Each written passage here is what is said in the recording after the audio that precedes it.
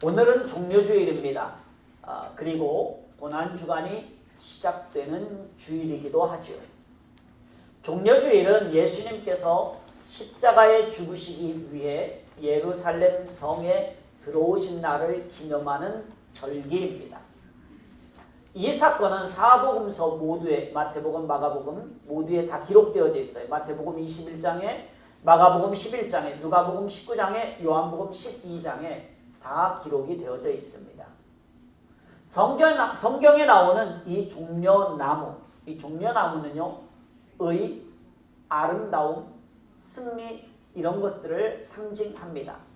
예수님께서 어린 나귀를 타고 예루살렘 성에 입성할 때에 많은 사람이 겉옷을 길에 펴고 종려나무 가지를 흔들면서 호산나 다윗의 자손이여 찬송하리로다, 주의 이름으로 오시는 이여 가장 높은 곳에서 호산나라고 외쳤습니다. 이러한 모습은 이미 구약 스가랴 선지자의 예언대로 이루어진 것입니다. 우리 스가랴 9장 9절 말씀을 함께 읽어봅니다. 시온에 따라 크게 기뻐할지어다, 예루살렘에 따라 즐거이 부를지어다. 보라, 내 왕이 내게 임하시나니 그는 공의로우시며 구원을 베푸시며 겸손하여서 나귀를 타시나니 나귀의 작은 것 곧 나귀 새끼니라. 아멘. 예수님이 이 땅에 오시기 훨씬 전에 이미 이렇게 예언을 하고 있어요. 이 예언이 그대로 이루어지고 있습니다.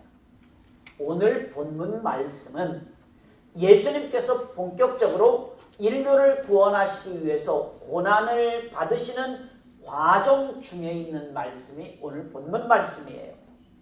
이 사건은, 이러한 일련의 사건들을 통해서 마가는, 오늘 마가가 기록했잖아요. 마가복음은, 이 마가는 예수님의 구원 사역에 동참하는 선한 일이 무엇인지를 교훈해 주고 있어요. 그래서 6절에 그가 내게 좋은 일을 했다, 선한 일을 했다라는 거예요. 그렇다면 선한 일로 주님의 구원 사역에 동참하려면 어떻게 해야 되겠느냐라는 거예요. 오늘 본문 말씀을 통해서 우리가 조금 살펴보기를 원해요.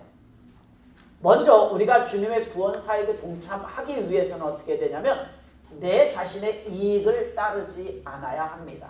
우리 본문 마가복음 14장 1절 2절 말씀을 한 번 더 다시 함께 읽습니다. 이틀이 지나면 유월절과 무교절이라 대제사장들과 서기관들이 예수를 흉계로 잡아 죽일 방도를 구하며 이르되 밀란이 날까 하노니 명절에는 하지 말자 하더라. 아멘. 여기 방금 읽은 말씀을 보면 이틀이 지나면이라고 말하고 있어요. 이것을 볼 때 아마 지금 이때가 언제냐면 이 말씀을 할 때가 수요일일 것이다 라고 우리는 미루어 짐작해 볼 수가 있어요. 그 이유는 유교절과 무교절이 니산월, 유대력에 의하면 15일부터 시작하고 그날이 금요일, 즉 유대력으로 볼 때에 금요일이 6월절이고 그렇기 때문에 그렇습니다. 그래서 그거 이틀이 뒤면 6월절이니까 이틀 전이니까 수요일이다라는 거예요. 6월절은 어디서부터 시작이 되었습니까? 출애굽 당시에 어린 양의 피를 발라서 죽음의 영이 넘어간, 그래서 패스오버 사건이죠. 네. 넘어간 사건을 기념하는 절기가 6월절입니다. 무교절은 무엇이냐면 무교절은 이스라엘 백성들이 출애굽을 할 때 급하게 나오면서 누룩이 없는 떡을 먹었던 사건이 있어요. 그 사실을 기억하면서 기념하면서 지키는 절기가 무교절이에요. 이 절기는 니산월 15일 저녁부터 21일까지 일주일 동안 지키는 절기예요. 오늘날로 우리가 따지자면 우리 고난주간에 해당되는 절기가 바로 이 무교절 그리고 6월절이 있는 절기가 바로 우리가 고난주간 이거라고 이 한 주간이라고 보면 좋습니다. 누가복음 22장 1절에 보게 되면 6월절이라고 하는 무교절이라고 표현하고 있어요. 오늘 말씀 1절에서도 6월절과 무교절이라 라고 표현하고 있습니다. 그러니까 이 날은 유대인들에게 있어서 가장 큰 명절이었기 때문에 수많은 사람들이 예루살렘 성에 모였습니다. 그러니까 우리도 한국의 고유 명절인 설날이나 추석이 되면 어때요? 사람들이 다 많이 모이잖아요. 고향에 다 모이잖아요. 그렇게 수많은 사람들이 예루살렘에 모였습니다. 모여서 하나님 앞에 예배하기 위해서 모였습니다. 이렇게 민족적으로 매우 의미 있고 뜻깊은 날에 대제사장과 서기관들이 무엇을 꾸미고 있어요? 지금 예수님을 죽일 음모를 꾸미고 있었다는 거예요. 예수님을 죽일 계획은 그 당시 기득권 세력이었던 산헤드린 공회원에 의해서 조직적이고 체계적으로 세워졌어요. 어떤 사람이 즉흥적으로 예수 죽여야지 이게 아니라 기득권을 가진 사람들, 대제사장, 서기관들, 산헤드린 공회원들이 조직적이고 체계적으로 어떻게 하면 예수를 죽일 수 있을까라고 음모를 꾸몄다는 것이에요. 그래서 오늘 본문 1절 말씀에 예수를 흉계로 잡아 죽일 방도를 구하며 어떻게 하면 예수를 죽일 수 있지? 하고 음모를 꾸몄다는 거예요. 여기서 방도를 구하며 그랬는데 이것은 지금도 계속 미완료형으로 사용되었는데 이 말은 계속해서 죽일 방도를 찾고 또 찾고 또 찾고 계속해서 찾고 있었다라는 얘기예요. 한 번만 찾았다라는 얘기가 아니라 어떻게 하면 예수를 죽일 수 있을까? 계속 음모를 꾸미고 있는 거예요. 그러니까 그들은 왜 이런 일들을 합니까? 자기 자신들의 기득권을 유지하기 위해서 방해가 되고 있는 예수님을 어떻게 해서든지 죽이려고 지속적으로 계획을 세웠다는 거예요. 그런데 그 당시 많은 사람들이 누구를 따랐습니까? 예수님을 따랐잖아요. 물론 정치적인 왕을 기대하면서 따르는 사람들이 많이 있었습니다. 어쨌든 예수님을 따르는 사람들이 많이 있었다라는 거예요. 그렇기 때문에 한번 생각해 보세요. 그런 예수님을 많은 사람들이 모이는 명절에 죽이는 것이 이 사람들에게는 큰 부담이 되는 거예요. 예수님을 따르는 사람들이 많이 있는데 거기서 예수님을 죽인다? 뭔가 이 기득권을 가진 사람들이 부담이 많이 되는 거예요. 그래서 많은 사람들이 모이지 않을 때를 골라서 죽이자고 말하고 있는 거예요. 밀란이 날까 하노니 이 명절에는 하지 말자는 거예요. 죽이는 거 하지 말자는 거예요. 왜? 예수님을 따르는 사람들이 많이 있으니까. 기득권을 가진 대제사장 서기관들은 자신들의 이익을 위해서 아무 죄가 없는 사람도 치밀한 계획을 세워서 죽이려고 하고 있다는 것이에요. 지금 예수님 무슨 죄가 있어요? 무슨 잘못이 있어요? 그럼에도 불구하고 자기들에게 방해가 되기 때문에 죽이겠다는 거예요. 계획을 세워서 음모를 꾸며서. 여기에서 우리는요 이것을 볼 수가 있습니다. 세상에서 무조건 이겨야 한다라는 어떤 투쟁을 보게 됩니다. 또 세상에서 무조건 성공해야 된다라는 모습을 우리는 보게 되는 거예요. 나의 이익에 방해가 되는 것이 있다면 어떻게 해서든지 방해가 되는 것을 제거해버리는 기득권을 가진 사람들의 모습을 우리는 여기서 볼 수가 있다는 거예요. 우리 기독교는 그렇지 않느냐라는 거예요. 오늘날 이처럼 오늘 대제사장과 서기관들 예수님의 구원 사역에 즉 십자가 사건에 어떤 방식으로든지 지금 쓰임을 받고 있다는 것입니다. 그런데 그들이 쓰임받는 방법이 어떤 방법이에요? 부정적인 방법. 부정적인 방법. 자신의 이익을 지키기 위한 방법으로 예수님의 구원 사역에 참여하고 있는 거예요. 지금. 오늘 우리는 어떤가요? 기득권을 가진 사람들과 같은 모습으로 예수님을 대하고 있지는 않느냐라는 것. 어떻게 해서든지 나에게 이익이 되는 것만 찾으려고 하고 나에게 이익이 되는 것에 방해가 되는 것이 있다면 그것이 무엇이 됐든지 옳고 그름 따지지 않고 그것을 제거해버리려고 하는, 어떻게 해서든지 이겨버리려고 하는, 같이 함께 이길 수 있는 거잖아요. 그런데 내가 이기기 위해서 저 사람을 죽여야 되는 거예요. 이런 우리도 똑같이 이런 기득권을 가진 이 사람들과 같은 모습으로 신앙생활하고 있지는 않느냐라는 거예요. 이렇게 자신의 이익을 지키기 위한 방법으로 예수님의 구원 사역에 우리도 동참하고 있지는 않느냐라는 거예요. 오늘 우리는요 그와 반대로 선한 일로 오늘 본문 말씀에 있는 말씀과 같이 좋은 일로 구원 사역에 동참할 수 있어야 합니다. 그러기 위해서는 어떻게 해야 된다고요? 나 자신의 이익을 따르지 않아야 된다는 거예요. 내 이익을 따르는 것이 아니라 주님의 이익을 따라야 되는 거예요. 오늘 우리는요, 기득권을 가진 대제사장, 서기관들처럼 부정적인 도구로 쓰임 받아서는 안 됩니다. 다음으로 주님의 구원 사역에 동참하기 위해서 우리는 두 마음을 품어서는 안 됩니다. 우리 본문 마가복음 14장 10절 11절 말씀을 함께 읽어봅니다. 12 중에 하나인 가룟 유다가 예수를 넘겨주려고 대제사장들에게 가매 그들이 듣고 기뻐하여 돈을 주기로 약속하니 유다가 예수를 어떻게 넘겨줄까 하고 그 기회를 찾더라. 아멘. 여기 방금 읽은 말씀은 누구에 대한 이야기예요? 가룟 유다에 대한 이야기입니다. 가룟 유다는 예수님의 12 제자 중에 한 사람이에요. 그런데 그는 두 마음을 품었던 사람입니다. 그는 돈을 받고 스승인 예수님을 기득권 세력에게 넘겨주려고 했어요. 앞서 말씀드렸듯이 종교 지도자들, 대제사장이나 서기관들, 산헤드린 고요원들은 예수님을 죽이려는 계획을 계속해서 세웠는데 결정적으로 예수님을 붙잡을 수 있는 기회를 누가 제공해 줬어요? 가룟 유다가 제공해 줬잖아요. 오늘 본문의 마가는요, 왜 가룟 유다가 예수님을 팔려는 다른 생각을 했는지 구체적으로 설명해 주지 않고 있습니다.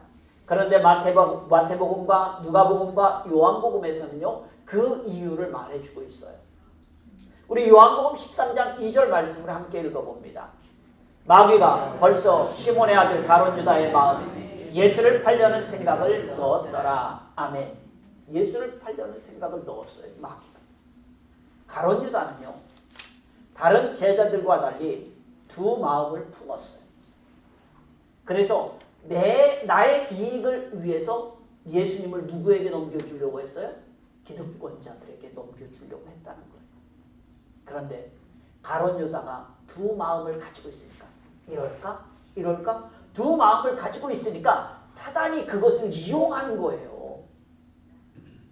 아무에게나 사단에게 들어가는 것이 아니라 두 마음을 이럴까 저럴까 두 마음을 가지고 있으니까 사단이 그것을 이용해서 예수님을 팔려는 생각을 가룟 유다에게 집어넣은 것입니다. 이렇게 오늘 가룟 유다는요, 부정적인 일로 주님의 구원 사역에 동참하고 있는 것입니다. 우리 청년들을 보면 그런 경우를 제가 아주 가끔 봐요. 예전에 봤어요. 제가. 두 마음을 품고 있어. 나에게 이익이 있을 때는 교회 출석을 잘합니다. 그러다가 교회에서 나에게 이익이 좀 없는 것 같아. 안 보여. 어느 날 안 보여. 왜 교회 안 보이지? 그럼 딴 교회 갔어요. 그렇지.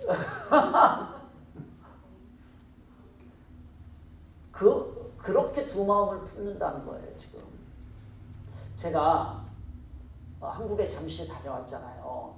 한국에 잠시 다녀와서 주일날 한 번을 제가 한국에서 지켰습니다. 다른 교회에서 설교할 기회가 있었는데 제가 마다하고 그렇게 할 겨를이 없었어요. 정신이 없어서 앞에 가까이 있는 교회에서 예배를 드렸습니다. 가까이 제가 묵었던 숙소에 가까운 곳에 있는 교회에 갔는데 그 교회가 외형은 참 좋아 보였습니다. 그런데 좀 안타까웠어요. 가서 앉아있는데 10명 이렇게 앉아있더라고요. 거기에 가서 예배를 드렸어요. 그런데 그 10명 중에서 청년이 한 5-6명 되더라고요. 청년이 5-6명.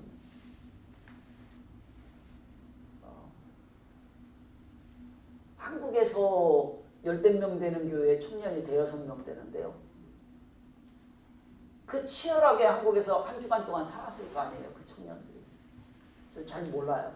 그렇지만 치열하게 살았을 거라고 저는 제가 막 느껴졌어요. 그러고 주일날 와서 앉아있는 거예요.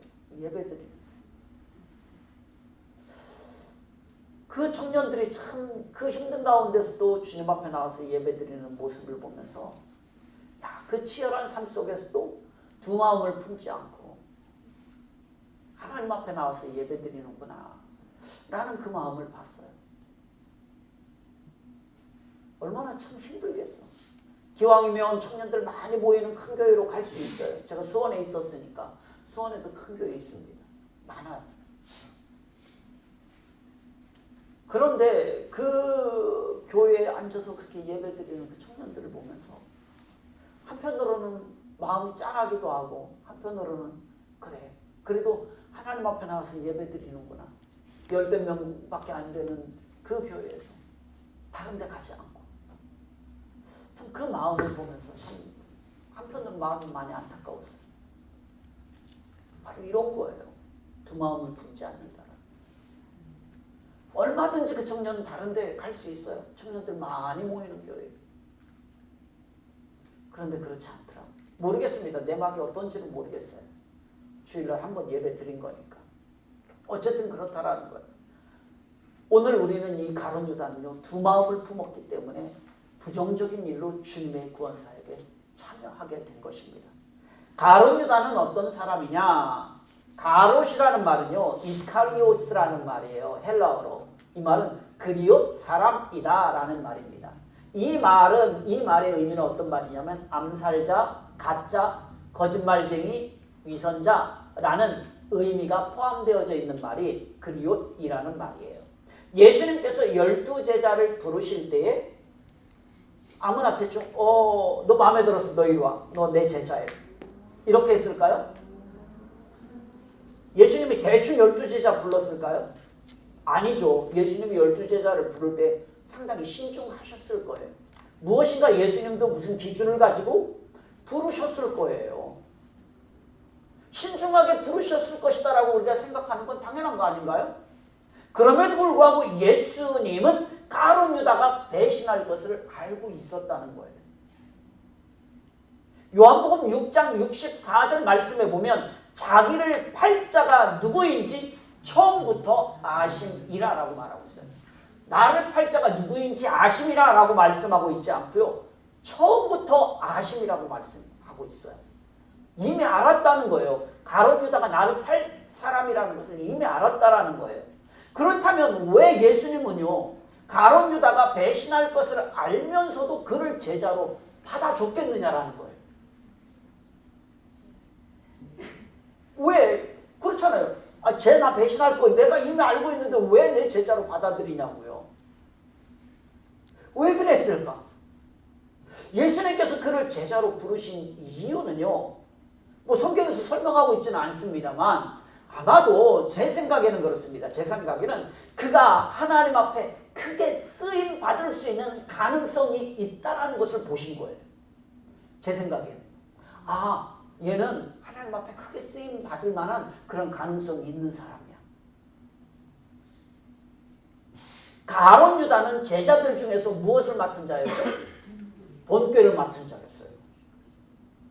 그러니까 12제자들 중에서 상당히 똑똑한 제자였어요. 회개도 잘하고 몸 관리도 잘하는 그런 뭔가 가능성이 많이 있는 친구였다라는 거예요. 가룟 유다는. 재정을 담당했다라는 것은 바로 그런 의미가 있어요. 교회에서도요, 재정부 아무나 시키지 않습니다. 그렇잖아요. 매우 중요한 자리이기 때문에. 그런데 배신할 걸 알면서도 가룟 유다를 제자로 삼았고 그 제자에게 재정을 담당시켰어요. 이렇게 가룟 유다는요, 주님께 크게 쓰임받을 수 있는 가능성이 충분히 있는 제자였다라는 거예요. 그런데 그는 자기 자신의 장점을, 자기 자신에게 주어진 달란트를 주님의 선한 사역을 위해서 썼던 것이 아니라 악한 일을 위해서 사용했다라는 거예요. 자기의 이익을 위해서 사용했다라는 거예요. 이런 가룟 유다의 모습을 볼 때 오늘 이 본문 모습에서 우리는 그걸 잘 볼 수가 있어요. 마리아가 어떻게 합니까? 향유를 예수님께 부었습니다. 그때 이 향유를 300데나리온에 팔아서 가난한 사람들에게 주는 것이 훨씬 좋지 않겠니? 라고 말합니다. 그렇지만 그의 진짜 속마음은 뭐예요? 맞아요. 요한복음 12장에서 그렇게 말하고 있어요. 다른 마음을 품었어요. 그의 진짜 속마음은 그것이 아니었습니다. 그것을 가져가고 싶었다는 거예요. 두 마음을 가지고 있었다는 거예요. 이처럼 가룟 유다는 악한 일로, 부정적인 일로 주님의 구원 사역에 동참한 것입니다. 오늘 이 자리에 계신 저와 여러분들도 마찬가지예요. 선한 일로 주님의 구원 사역에 동참할 수 있기를 소원합니다. 자, 저와 여러분들을 예수님이 왜 불러줬을까요? 왜 하나님의 자녀로 저와 여러분들을 삼아줬을까요? 우리는 절대 배신하지 않을 거라고 생각해서 불러줬을까요? 우리는 절대 주님을 배신하지 않을 거라고 생각해서 불러주셨을까요? 예수님 알아요. 우리도 정말로 극한 상황이 생기면 배신할 걸 알아요. 알면서도 불구하고 우리의 가능성을 보시고 우리에게 기회를 주신 거라 이거예요. 야, 너 그래도 너 쓸모가 있어. 내가 보니까 너 가능성이 있어.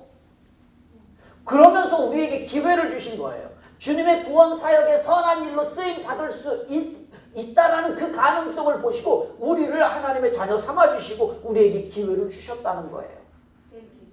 이 기회를 우리는 어떻게 해야 될까요? 그러면 가룟 유다처럼 스스로 내버려야 될까요? 그렇지 않기를 소원합니다.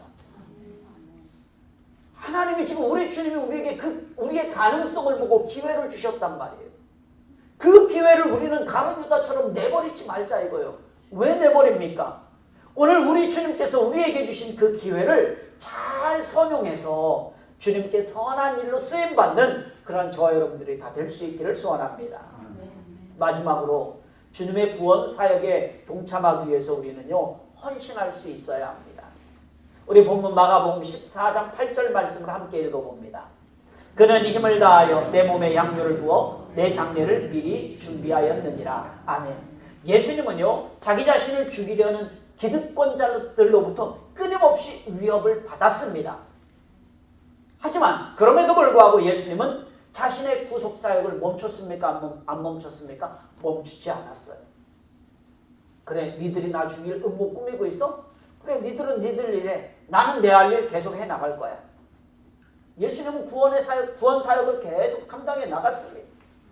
예수님과 제자들은요 베다니 나병 환자 시몬의 집에서 식사하고 있었습니다. 그때에 한 여인이 값비싼 향유 옥합을 가져와서 예수님의 머리에 부었어요. 이때 가룟 유다는 화를 내면서 야, 이 향유를 300데나리온에 팔아서 가난한 사람들에게 주면 더 좋지 않아? 라고 이 여자를 책망했습니다. 그러나 예수님은 어떻게 했어요?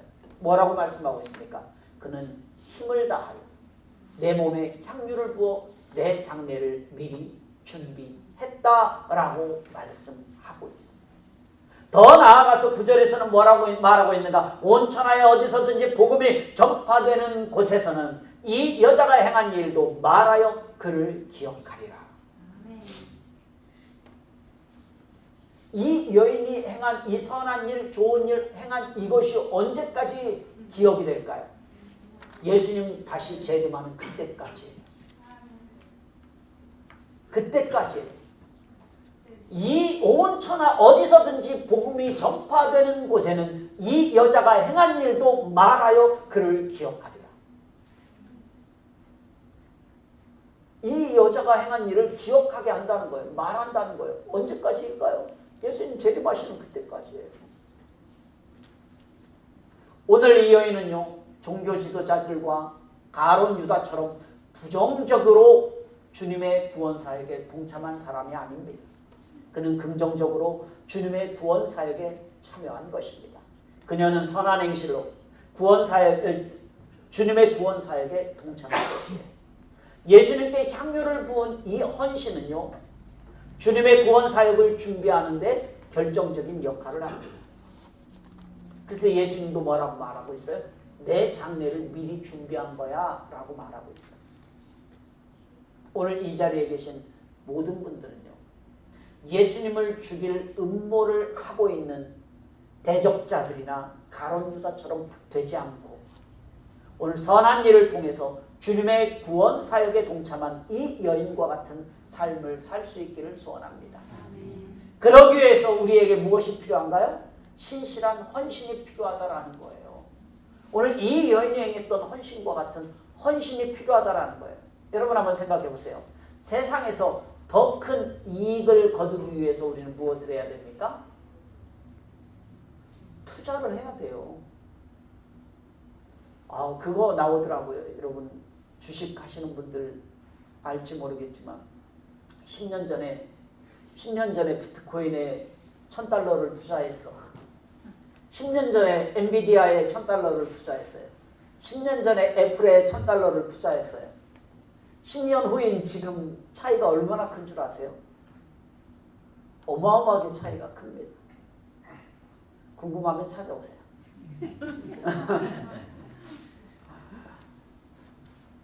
그런데 가장 큰 차이가 벌어진 게 물론 이제 비트코인이겠죠. 그러니까 애플보다도 엔비디아에 투자한 것이요 훨씬 더 큰 이익을 얻고 있습니다. 자, 그렇게 이익을 얻으려면 뭐 해야 돼요? 투자해야 되는 거예요. 단 $1라도 투자를 해야 거기에 이익이 생기는 거예요. 세상에서도 투자하지 않으면 그 어느 것도 얻을 수 없습니다. 그런데 우리가 한 가지 기억해야 될 게 있습니다. 세상에서의 투자는 때로는 손해가 나기도 합니다. 지금 주식시장 난리도 아니죠. 세상에서의 투자는요 때로는 손해 나기도 해요. 항상 이익만 본다는 개런티, 보장이 없어요. 그럼에도 불구하고 이 세상에서 어떻게 합니까? 투자하잖아요. 그럼에도 불구하고 투자한단 말이에요.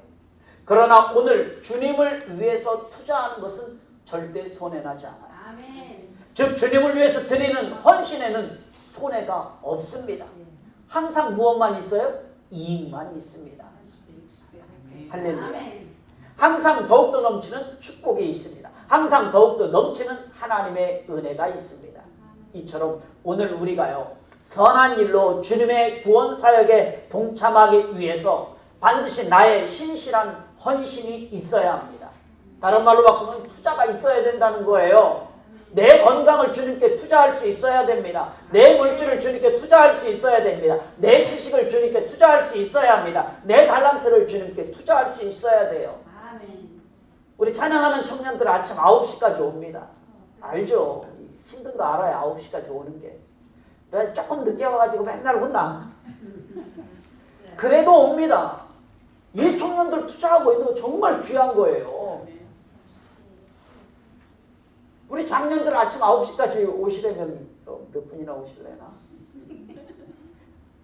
투자하고 있는 거예요. 귀한 투자예요. 여기에 손해가 없다니까요. 이렇게 주님의 선한 구원의 사역에 내 모든 것을 투자할 수 있어야 됩니다. 즉 다른 말로 바꿔서 주님의 선한 구원의 사역에 헌신할 수 있기를 주님의 이름으로 축원합니다. 아멘. 그렇게 우리가 쓰임 받아야 되는 거죠. 말씀을 맺습니다. 사랑하는 성도 여러분, 오늘 우리는요 고난주간이 시작되는 종려주일에 하나님께 예배를 드리고 있어요. 주님의 고난을 묵상하는 이 한 주간에 나는 어떤 모습으로 주님의 구원 사역에 동참하시기를 원하시나요? 여러분들은 어떤 모습으로 주님의 구원 사역에 동참하기를 원하세요? 이 한 주간. 아까 예배 전에 밖에서 청년들에게 사모님이 그랬어요. 얘들아, 청년들을 향해서 얘들아 이번 한 주간 고난주간 한 주간 동안 새벽기도 있어. 6시. 그래도 한 번은 참여해야 되지 않겠어? 그랬더니 저녁 6시요? 저녁 6시면 좋겠다는 거예요. 아니 아침 6시. 나는 어떤 모습으로 주님의 구원 사역에 동참하기를 원하시는 거예요. 예수님께서는 영원한 지옥에 갈 수밖에 없는 나를 대신해서 십자가를 지시고 죽으셨어요.